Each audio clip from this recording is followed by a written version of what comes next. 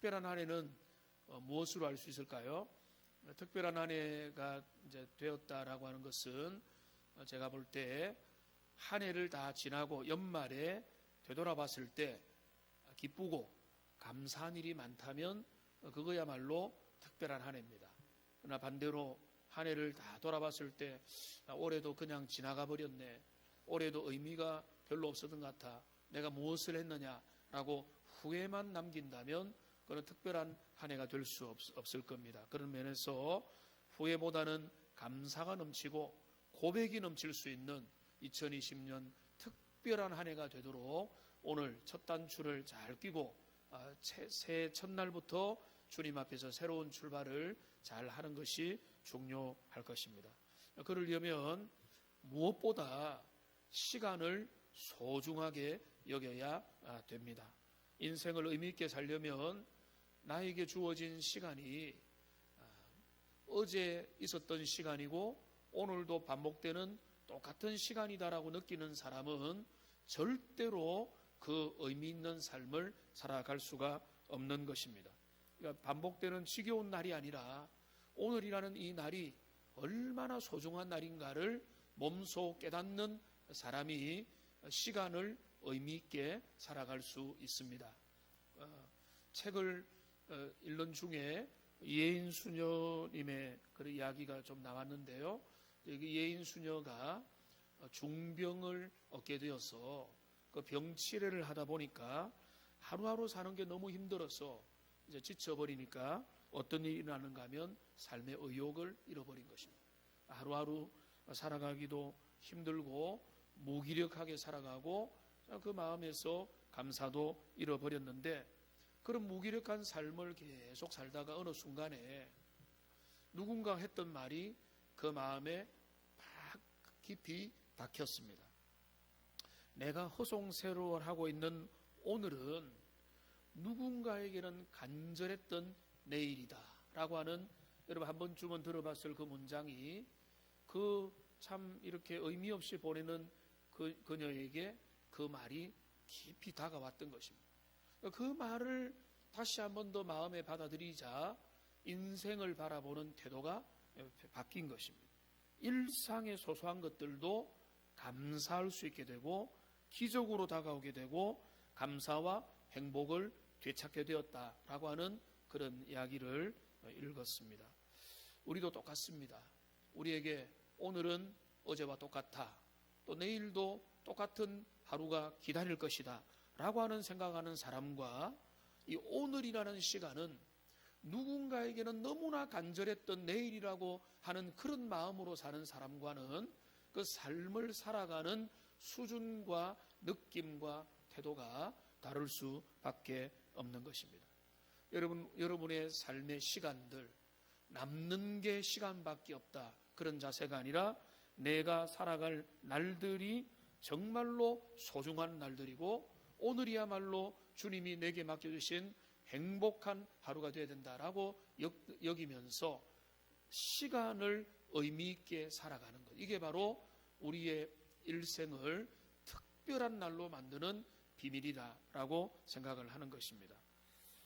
우리가 새해가 되면 사람들마다 덕담으로 복 많이 받으세요, 새해 복 많이 받으세요라는 말을 우리가 많이 인사를 하는 겁니다. 그런데 실제로 저와 여러분들이 복을 많이 받고 누리면 좋겠습니다.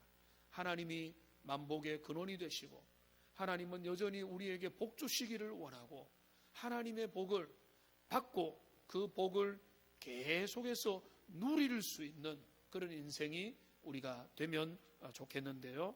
복을 받는 것도 중요하고 이 복을 지속적으로 누리는 것이 중요합니다. 그런데 우리 주님은 이미 하나님의 말씀을 통해서 우리에게 복 받는 비결을 다 말씀을 해주고 계십니다.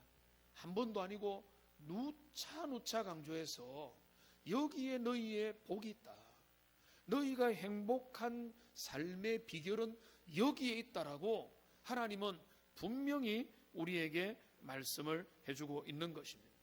그러니까 우리는 어떨 때는 참 어리석게도 행복을 찾아서 무지개를 찾아서 막 달려가지만은 그 행복과 복은 이미 우리 가까이에 하나님의 말씀을 통해서 주님은 우리에게 이미 주신 것입니다.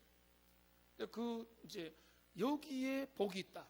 그래서 저 설교 제목을 불변의 법칙을 따르라라고 이렇게 했는데, 불변의 법칙이 있다는 것이죠. 우리 인생이 하나님 앞에서 잘 되는 길, 우리가 이 땅에서 하나님의 복을 받고 누리고 유지하는 변함없는 길을 주님은 언제나 말씀하셨다. 그러니까 불변의 법칙이 있다라고 할 때, 이 불변의 법칙이 뭔가 하면, 불변의 법칙이라는 것은 시간과 상황과 시대와 조건에 관계없이 적용되는 것이 바로 불변의 법칙입니다. 이럴 때는 이렇고 저럴 때는 저렇다. 이거는 불변의 법칙이 아니고, 근데 우리가 한 해를, 주님 내가 이 한 해는 복된 한 해가 되기를 원합니다라고 한다면 우리가 불변의 법칙을 따르면 되는 것입니다. 불변의 법칙이 뭔 줄 알고 그거를 그대로 지켜나가면 우리의 인생이 복되고 우리의 가정이 복되고 여러분의 다음 세대가 복되게 될 것입니다. 이 불변의 법칙을 우리가 주의하고 따르기를 결심하는 하나님의 사람들 되시기를 주님의 이름으로 축복합니다. 오늘 신명기 말씀이죠. 신명기 말씀은 두 번째 주시는 말씀이다 라고 우리가 보면 되겠는데, 모세가 가나안 땅에 들어가는 새로운 세대를 향해서 하는 당부의 말씀입니다. 모세는 더 이상 들어가지 못합니다. 이제는 가나안 땅에 들어가야 되는 그 이스라엘 백성들 중에서 백성들에게, 그 다음 세대에게 말하면서, 너희가 가나안 땅에서 잘 먹고 잘 살고 축복을 유지하며 하나님의 언약을 누리려면 이러한 삶을 살아라 라고 하는 것이 신명기의 말씀인 것입니다. 그러니까 그 신명기를 통해서 모세가 그 자녀들에게, 백성들에게 들려주는 축복의 불변의 법칙이 뭐냐라고 할 때 많은 게 있는 것 같지만은 이 신명기 말씀을 쭉 읽다 보면은 그거는 한 가지입니다. 한 가지. 그 한 가지는 뭔가 하면 여호와의 말씀을 순종하여 따르는 삶을 살아라. 너희가 복을 받고 너희 자손에게 복이 유지되고 너희의 복이 영속화되는 유일한 길은 뭔가 하면 여호와의 말씀을 지켜 따르는 인생을 사는 것이다. 이게 바로 우리 축복의 불변의 법칙이 되는 것입니다. 여러분, 오늘 1절 말씀을 보십시오. 이스라엘아, 이제 내가 너희에게 가르치는 규례와 법도를 듣고 준행하라. 그리하면 너희가 살 것이다. 여러분, 여기에 어떤 어려운 말이 있습니까? 하나님의 말씀을, 그 규례와 주님의 말씀을 듣고 준행하라. 그러면 산다. 가나안 땅에서 살고, 그 뒤에 보면은 살 뿐만 아니라 잘 살고 그 다음 세대도 계속해서 살게 된다. 그러니까 너희가 축복을 유지하는 길은 하나님의 말씀 듣고 순종하는 길이다. 2절에도 여기 똑같이 나오죠. 내가 너희에게 명령하는 말을 너희는 가감하지 말고 여호와의 명령을 지키라 라고 말하고 있는 것입니다. 여기 6절도 뭐라고 했습니다? 너희는 지켜 행하라. 그러니까 여러분, 여기 신명기 4장에만 그런 내용이 나오는 게 아닙니다. 신명기 처음부터 끝까지 한마디가 그 중심 핵심은 한 가지밖에 없는 겁니다. 여호와의 말씀을 듣고 받고 준행하고 따르라. 그게 너희가 가나안 땅의 행복의 비결이고 너희의 복지의 비결이고 너희가 잘되고 너희의 자손들이 유지될 수 있는 행복의 핵심이다라고 주님이 말씀하고 있는 것입니다. 여러분, 성공의 길은요 간단합니다. 어렵지 않습니다. 우리가 어렵다, 뭐 어디에 행복이 있느냐라고 복잡하게 생각하지만은 주님은 이미 우리에게 그 길을 우리에게 말씀하셨어요. 하나님의 말씀 따르면 되는 거예요. 주님의 말씀 듣고 배우고 지키고 따르고 그 말씀대로 사는 길에 우리 행복이 있고 우리의 삶의 축복이 거기에 있는 것입니다. 반대 경우에 그 경고들도 계속해서 나옵니다. 너희의 주의 말씀을 지키지 않으면 너희가 잘되지 않을 것이다. 너희가 벌을 받을 것이다. 너희가 쫓겨나가게 될 것이다. 가나안 땅에서 너희의 삶이 초라해질 것이고 너희는 포로로 잡혀갈 수밖에 없다.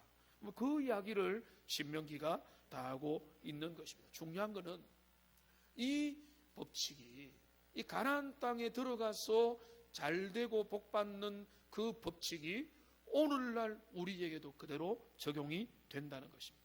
하나님의 말씀을 듣고 배우고 지키고 순종하는 자와 그 가정에는 주님이 복을 주시고, 하나님을 멀리하고 세상의 가치관을 따르는 자는 하나님께서 그를 시들게 하심으로 그의 삶에 하나님의 축복을 배제하는 것, 이게 변함없는 불변의 하나님의 법칙이라는 것입니다. 그러니까 우리가 그것을 유심히 여겨봐야 되는 것입니다. 그런데 우리가 주의 말씀을 듣고 따르고 지켜야 된다고 할 때 어떤 분들 속에는 그걸 부담으로 먼저 받아들이는 것입니다. 여러분, 그러나 그것은 하나님의 취지가 아닌 것입니다. 하나님이 주의 율법을 주실 때, 주의 계명들을 주실 때, 그 하나님이 법을 주시는 이유는 뭔가 하면 그 법은 우리가 잘 되라고 주시는 것. 신명기 10장 13절 말씀 여러분 한번 같이 한번 읽어보겠습니다. 내가 오늘 내 행복을 위하여 내게 명하는 여호와의 명령과 규례를 지킬 것이 아니냐. 한번 따라합시다. 내 행복을 위하여. 하나님이 우리에게 주시는 규례와 명령은 우리 행복을 위한 거라고. 차선을 지켜라, 신호를 지켜라, 법도를 지켜라, 제도를 지켜라. 물론 우리의 생활에 불편함을 주는 거 있고, 요즘에 어린이 그 통학하는 데서 해가지고 뭐 속도가 30km로 해가지고 저 낮추어져 해가지고 우리가 차를 몰고 가다 보면은 뭐 불편할 수도 있죠. 그러나 이 모든 것들을 따르는 것은, 이 제도와 하나님의 법을 우리에게 주신 것은 우리를 괴롭히기 위한 게 아니라는 거예요. 우리가 그것을 배우고 듣고 따르면 우리가 행복해질 것이 주님의 말씀이라는 거예요. 또 우리에게는 반역의 기질이 있기 때문에 듣기 싫죠. 우리는 모른 척하고 내 멋대로 살고 싶죠. 그러니까 우리의 인생이 망하게 되는 것이고, 우리의 삶이 하나님의 질서에서 자꾸 떠나게 되는 것입니다. 여러분, 하나님의 구약의 명령을 쭉 보면 너무 많이 있는 것 같습니다. 그런데 이 많은 명령들이 단순하게 어디로 연결되는가 하면 이 모든 명령들의 종합이 뭐죠? 10계명입니다. 10계명. 여러분, 명령들이 아무리 많지만은 이 모든 명령들이 10계명에 수렴되지 않은 주님의 율법과 규례는 하나도 없는 겁니다. 그러니까 신명기 우리가 읽었던 4장 다음에 5장에 보면 10계명을 주님이 먼저 말씀을 하는 거죠. 그런데 이 10계명이 있는데, 이 10계명을 우리가 볼 때 여러분 10계명을 어떤 마음으로 바라보세요? 내가 10가지 계명을 열심히 지켜야 되겠다. 그리고 안 따르면은 안 된다. 하나님이 지키라고 하는 법이다. 뭐 이런 이제 관점에서 보통 보는데, 그 차원이 아니라 이 10계명을 어떻게 바라보는가 하면 언약의 두 당사자가 지켜야 될 서약의 차원에서 바라보면 전혀 다르게 접근이 되는 것이죠. 이 무슨 말인가 하면, 자, 언약의 한편 당사자인 하나님과 하나님의 언약의 또 하나의 파트너인 그 언약 백성들이, 하나님과 그 백성들이 서로 결혼 조약을 맺는 겁니다. 하나님이 신랑이 되시고 그 백성들이 신부가 되는 거죠. 우리가 마치 예식을, 결혼을 할 때 혼인 서약을 합니다. 남편은 아내에게 정절을 맹세하고, 아내는 남편에게 정절을 맹세하고, 내가 비가 오나 바람이 부나 고난이 있어도, 어떤 것들도 어떤 고난이 온다 할지라도 우리의 부부의 대의를 다하겠습니다라고 하는 그 맹세가 불편하고 이상하게 여겨지는 게 아니듯이, 10계명에 나타난 그 계명을 결혼 서약의 관점에서 바라본다면, 자, 나 외에 다른 신을 섬기지 말라, 우상을 만들지 말라라고 뭐 하나님의 이름을 망령되게 일컫지 말라는 말을 뭐 하나님만 잘나셨나, 이런 관점에서 본다면 여러분, 하나님을 너무 모르고 주님에 대해서 너무 이해가 없는 것이죠. 그건 바로 뭔가 하면 혼인 서약이 있어서 너는 아내 보고 남편에게, 아내 보고 당신은 일평생 한눈 팔면 안 됩니다. 남편 될 사람에게 당신은 일평생 다른 여인에게 눈을 돌리면 안 됩니다라고 요구한다고 해서 그게 잘못됐다고 말할 사람이 아무도 없는 거죠. 그러니까 지금 혼인 서약의 관점에서 십계명을 바라보고 주님의 모든 계명, 확대된 계명을 바라보면은 이거는 바로 뭔가 하면 우리가 그 계명을 따르고 지키면 하나님을 잘 믿고 주님 앞에서 잘 되고 잘 사는 영적 소통의 길로 주님이 그 계명들을 우리에게 주신 것입니다. 이런 맥락을 우리가 알 때에 하나님의 법을 내가 이거를 지켜야 되나 부담과 어떤 과제와 무거운 짐으로 이걸 받는 게 아니라 주님이 우리에게 우리 행복을 위해서 이거를 지킬 때 하나님 앞에 관계가 바르게 되고 하나님 앞에서 우리의 삶의 책임들을 올바로 감당하게 되는 것이다. 이렇게 관점을 바꾸게 될 수가 있는 것입니다. 그러니까 우리가 한 해를 주님 앞에서 바라보면서 주님의 말씀을 가까이 하고 여호와의 법에 관심을 가지고 하나님의 말씀을 부지런히 듣고 따르고 준행해가는 그런 복된 한 해가 되기를 주님의 이름으로 축복합니다. 이것이 우리에게 중요한 것입니다. 그런데 많은 사람들이 하나님의 말씀을 내가 사랑합니다 라고 고백을 할 것이지만, 그러나 그 말씀을 내 생활 속에서 얼마나 준행하며 사느냐라고 하는 것과는 엄청난 차이가 있는 것입니다.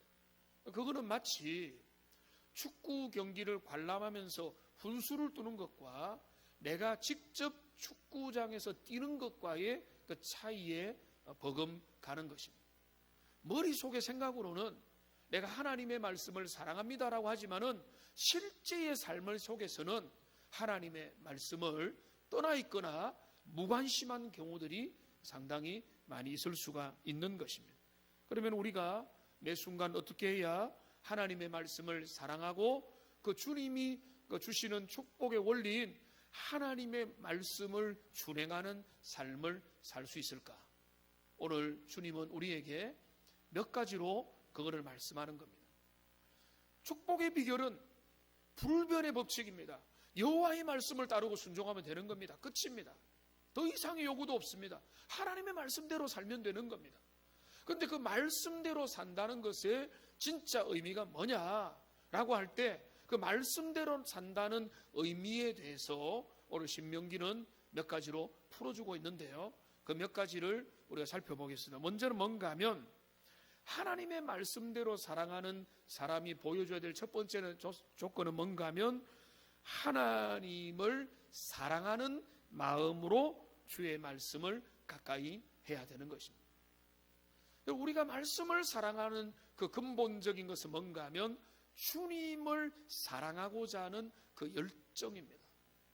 하나님 사랑하는 마음 없이 말씀 사랑이 이어질 수가 없는 것입니다. 여러분, 사랑하면 어떤 일이 나죠? 그 사람에게 관심이 생깁니다. 저 사람이 취미가 뭐고 무엇을 좋아하고 저 사람은 어떤 것에 관심이 있을까라고 하는 관심이 생기게 되듯이 우리에게 하나님을 사랑하는 마음들이 우리에게 불일 듯이 일어나게 될 때 그 하나님에 대한 사랑의 마음을 가지고 주님의 그 마음이 담겨진 하나님의 말씀을 가까이 가게 되는 것입니다. 그런데 주님을 사랑하는 자가 주의 계명을 지키게 되는 것이죠. 유명한 말씀 있죠. 요한복음 14장 21절 말씀을 보시면은 뭐라고 했습니까? 나의 계명을 지키는 자라야 나를 사랑하는 자리. 여러분, 이걸 바꾸어 보세요. 어떻게 되죠? 예수님을 사랑하는 자는 뭘 한다고요? 주님의 계명을 지킨다는 거예요.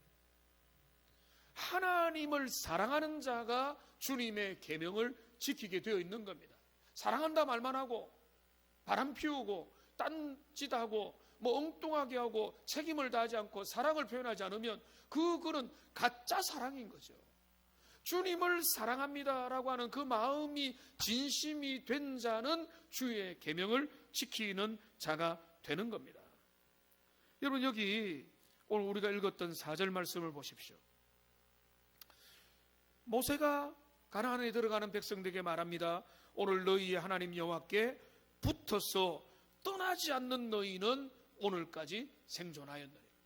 하나님을 사랑하여 주님께 가까이 하는 인생을 주님은 복 주신다는 거예요. 우리가 아주 전문가는 아니라 할지라도 내가 주님 사랑합니다, 주님을 더 가까이서 사랑합니다, 그런 마음을 가지고 주님의 말씀을 지키려고 하는 그 태도, 이게 우리에게 중요한 것입니다. 그러니까 말씀만 열심히 율법의 무거운 짐으로서 그냥 규례로서 정말로 무겁게 지키는 것이 아니라 주님을 사랑하기 때문에 사랑하는 자의 요구와 바램을 내가 순종해 가겠다, 이런 마음을 가지고 주님의 말씀을 지키는 태도.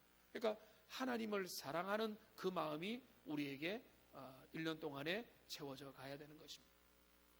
그 다음에 주님의 말씀을 따르고 지키는 자가 가져야 될 또 하나의 디테일, 또 하나의 구체적인 사항이 있다면 하나님의 말씀을 가감없이 따르고 받고 지켜야 되는 것입니다. 오늘 2절 말씀을 보십시오. 2절에 뭐라고 했습니까? 내가 너에게 명령하는 말을 너희는 뭐죠? 가감하지 말고. 가감하지 말고. 여러분, 이 말씀이 올해 여러분에게 여러분의 성장의 키워드가 되면 좋겠습니다.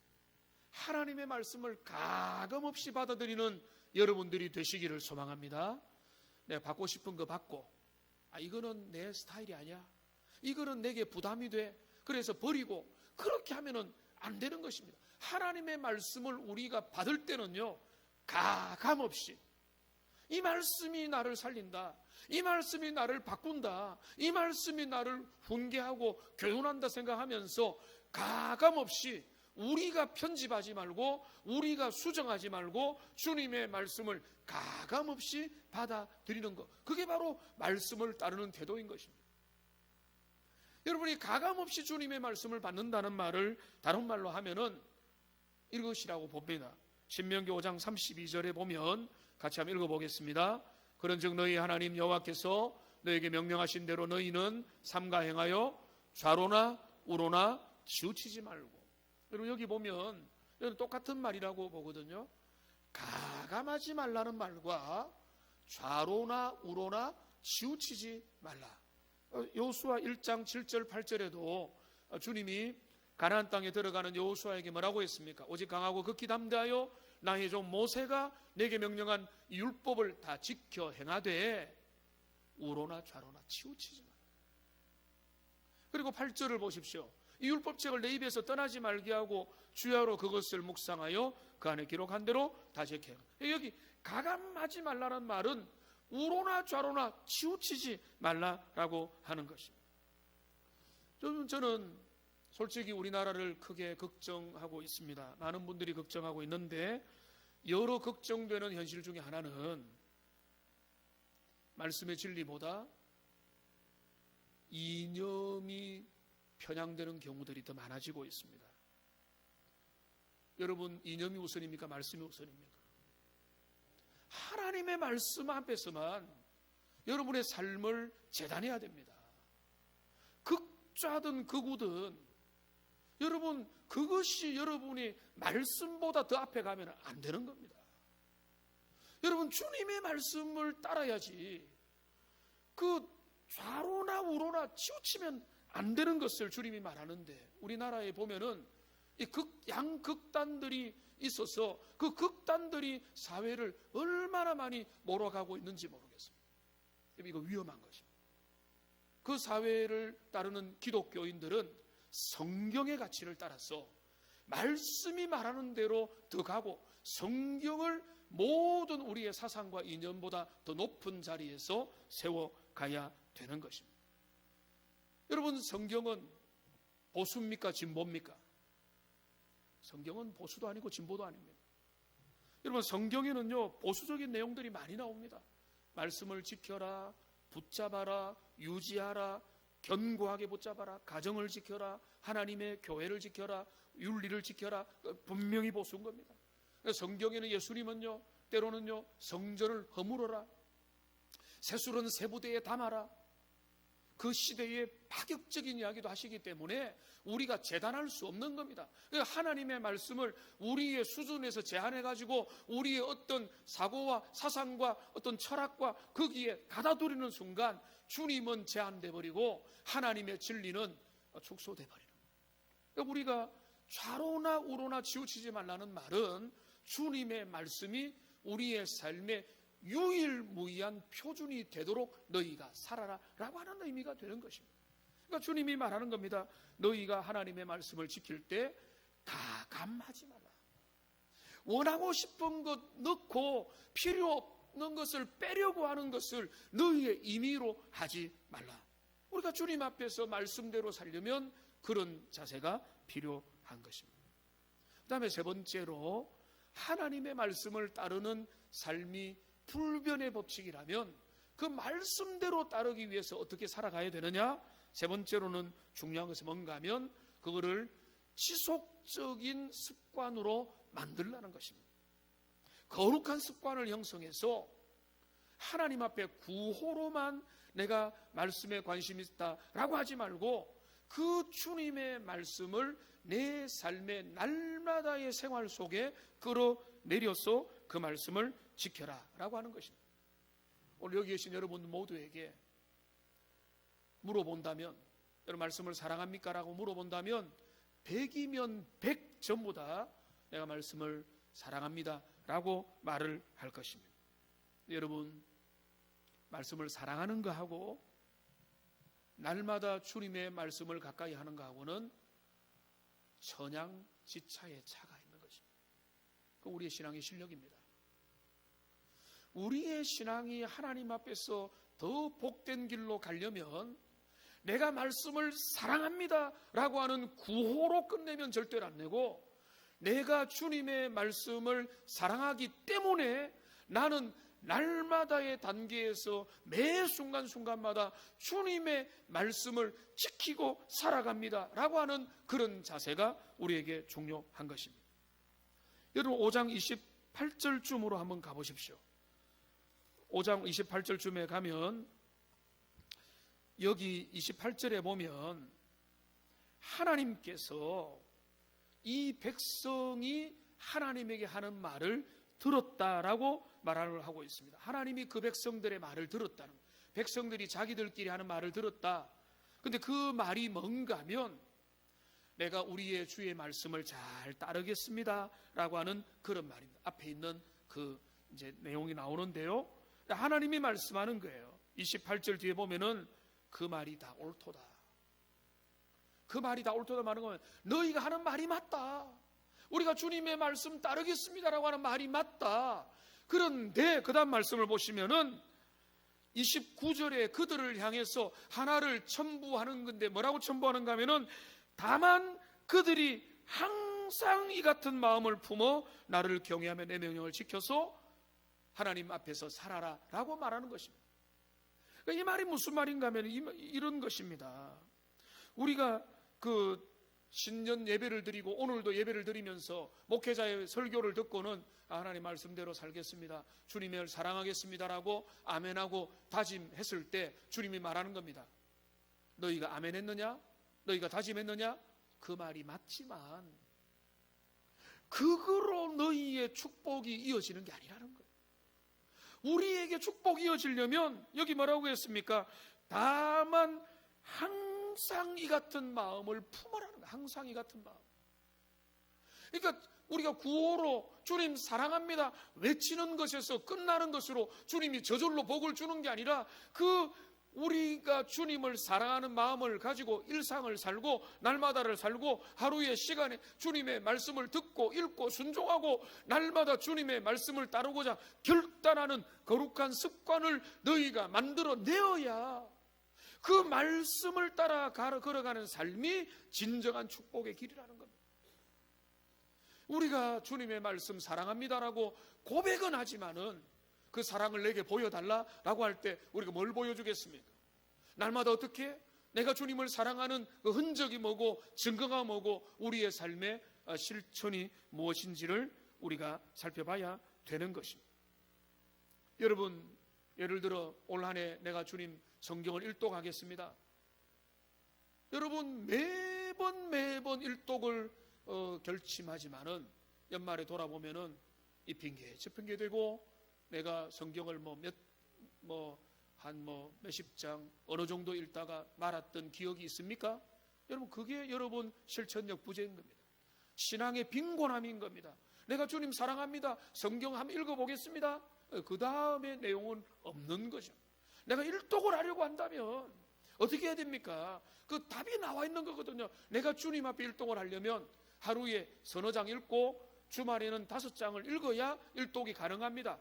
다른 방법이 없는 겁니다. 그러면은 내 삶에 결단을 해야죠. 내가 시간의 우선순위를 잡아야죠. 내가 시간을 날마다 꾸준히 읽든지 아니면은 몰아서라도 일주일에 몇십 장은 내가 읽어야 그게 가능한데, 그런 어떤 시행 전략 없이 그저 내가 주님 사랑합니다, 내가 가능하면 해보겠습니다. 여러분, 다이어트를 결심하는 사람들, 그리고 자주 실패하는 사람들의 주된 공통적인 특징이 있죠. 맛있는 음식 앞에서 뭐라고 합니까? 다이어트는 내일부터. 그게 우리에게 습관인 거죠. 근데 우리가 영적인 삶에도 마찬가지인 거죠. 때가 되면 하리라, 시간이 나면 하리라. 언제 시간이 나겠습니까? 여러분, 시간은 우리가 만드는 것이고 우선순위는 우리가 결단하는 것이고 선택을 하는 거죠. 그러니까 주님이 우리에게 우리의 수준을 알고 우리의 성량을 알고 우리의 죄성을 알기 때문에 주님이 이 말을 한 겁니다. 29절에 여기 동그라미를 치놓고 잘 보세요. 항상 이 같은 마음을 품어서 따르라는 것입니다. 반짝하지 말고, 한 번에 하지 말고, 한 번 내가 결심하고 연초에 결심하고 어느 순간에 다짐하고 그거로 끝내지 말고 지속하라는 겁니다. 계속 하라는 겁니다. 계속 주님을 사랑하는 그 모양을 보여주라 또 보여주라는 것입니다. 이게 우리의 삶의 길인 것입니다. 이 말씀을 준비하다가 그렇구나라고 하는 것을 우리가 발견했습니다. 우리가, 여러분, 스위치가 있죠. 스위치를 켜면 빛이 들어오고 스위치를 끄면 빛이 물러가고 어둠이 생깁니다. 스위치를 켜면 빛이 들어오고 끄면 어두워지듯이 하나님께서 우리의 영적인 삶에 있어서 스위치는 누가 켜게 했는가 하면 내가 켜도록 했다. 내가 안 켜면 안 됩니다. 자기를 쳐서 복종시키더라도 내가 켜야 되는 겁니다. 내일부터 특별 새벽 기도를 하죠. 내가 일어날 수 있으면 가고 절대 안 되는 거예요. 그러나 주님, 내가 이 날을, 이 한 주간을 내가 선택하겠습니다, 주님 앞에서 세우겠습니다라고 선택을 하고 성경 일독하기 도전하고 계획을 세워서 내가 스위치를 켜야 되는 거예요. 여러분 중에서 신임 교사로 결단한 분들, 하나님 앞에 내가 해보겠습니다라고 순종을 다짐하니까 그게 내가 하나님 앞에서 스위치를 켠 겁니다. 켜면은 불이 들어오는 거예요. 하나님 가만히 있는데 해주세요라고 하면은 그게 안 되는 거죠. 여러분, 여러분이 변화된 하나님의 사람으로서 거룩한 습관의 스위치를 새롭게 켜는 하나님의 사람들 되시기를 소망합니다. 늦지 않았어요. 지금이라도 하세요. 할 수 있는 거 도전하세요. 순종하시고 내게 주어진 그 순종의 자리에서 주님 앞에 헌신하는, 내가 섬기겠습니다, 헌신하겠습니다, 해보겠습니다, 도전해보겠습니다, 그 스위치를 켤 때 하나님이 은혜 주시고 역사를 행하여 가신다는 것입니다. 여러분, 1년을 승리하려면 1년 내내 성령 충만하면 되지 않습니까? 자주 스위치를 켜시고 자주 금요기도에 오시고 새벽을 깨울 수 있는 분들은 새벽에 기도하고 말씀을 묵상하고 주님 앞에서 주님을 가까이하여 1년 내내 스위치를 켜서 성령의 충만함을 유지하는 하나님의 사람들 되시기를 주님의 이름으로 축원합니다. 마지막 한 가지만 말씀드리겠습니다. 우리가 하나님의 말씀을 붙잡고 따르는 것이 우리의 영원한 불변의 축복의 법칙인데, 그 마지막 법칙이 뭔가 하면 그 말씀을 자녀의 세대에게 가르치는 것입니다. 하나님의 말씀을 자녀에게 가르치는 것, 거룩한 가정, 자녀 양육의 책임, 이거를 주님이 말씀합니다. 오늘 읽지 않았지만 9절 보십시오. 9절에 보면은, 뒤에 보면은 너는 그 일들을 내 아들들과 내 손자들에게 알게 하라고 했습니다. 10절에 보시면은 또 뭐라고 합니까?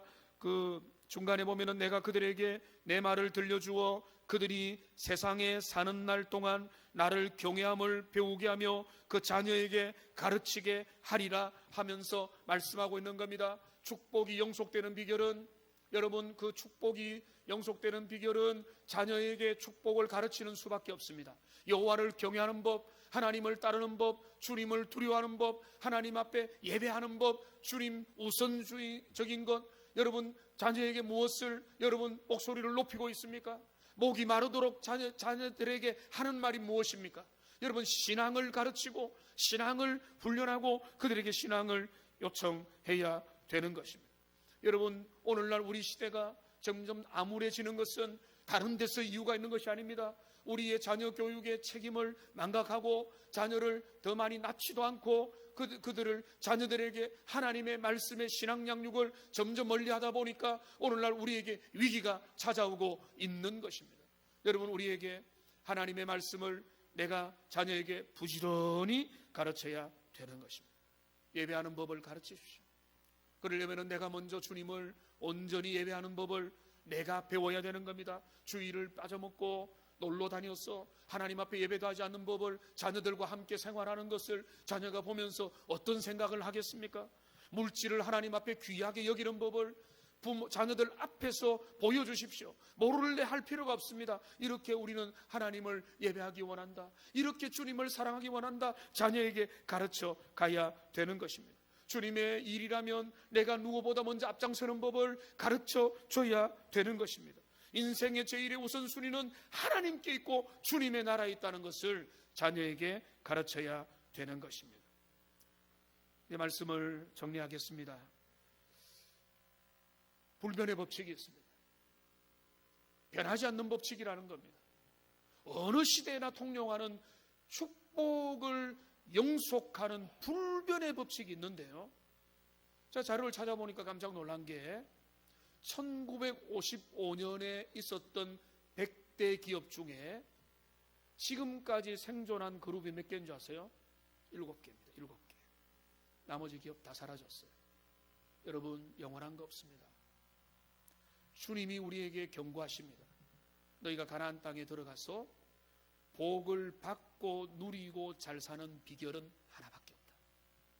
주의 말씀 듣고 받고 지키는 것이다. 그걸 지킨다는 것은 몇 가지로 말했죠. 그냥 구호로, 그냥 선언으로 그치는 게 아니라 너희의 삶에서 하나님을 사랑하고 가감없이 주의 말씀을 받으며 그 말씀을 날마다 항상 가까이서 지키면서 자녀에게 부지런히 가르치고 우리의 다음 세대들에게, 주일학교 아이들에게 부지런히 가르쳐서 그것이 교회가 영속되는 길이고 가정이 영속되는 길이고 하나님의 복된 가문이 이어지는 길이다. 주님이 말씀하는 것 굳게 붙들고 올 한 해 믿음의 열심을 가지고 주님을 사랑하고 하나님의 말씀을 듣고 받고 지켜 순종하는 하나님의 사람들 다 되시기를 주님의 이름으로 축복합니다. 기도하겠습니다.